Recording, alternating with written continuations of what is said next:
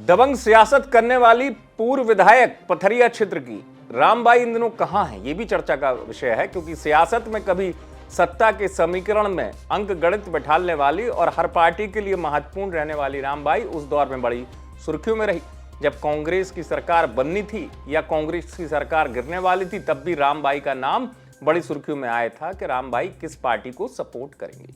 दबंग स्वभाव, अधिकारियों को हड़काना और सियासत करने का बेबाक अंदाज रामबाई की सियासत का हिस्सा रहा है। लेकिन ऐसा क्या हुआ कि इस बार पथरिया चुनाव में पहले तो वो हार गए।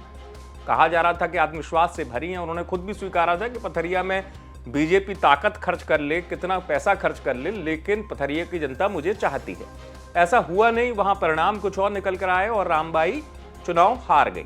चुनाव के बाद कहा जा रहा है, जो जानकारी मिली, कि अब वो उतनी सक्रिय नहीं है, क्योंकि शायद वो पार्टी के कार्यक्रम में कभी कभार जाती हैं और क्षेत्र में ये सक्रियता वो बेहतर खुद जानती हूँ कितनी सक्रिय। क्या हार की हताशा उन पर हावी हुई?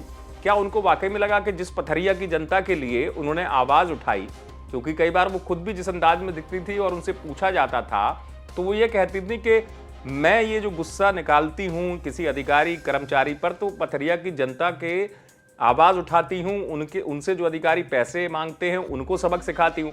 लेकिन फिर ऐसा क्या हुआ कि उसी पथरिया की जनता ने उनको चुनाव हरा दिया। क्या दोनों मायने समझे जाए निष्क्रियता के?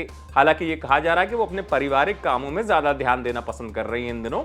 फुल तरीके से सक्रियता नहीं है, पूर्ण तरीके से जिसे हम कहते हैं। लेकिन हाँ, क्या एक सवाल ये भी है कि बीएसपी से हटकर कोई नहीं रहा है, क्योंकि लोकसभा चुनाव के ठीक पहले भी चर्चा इस बात को लेकर कि रामबाई की सियासत क्या लोकसभा क्षेत्र में नजर आएगी, वैसी कुछ नजर नहीं आ रही है।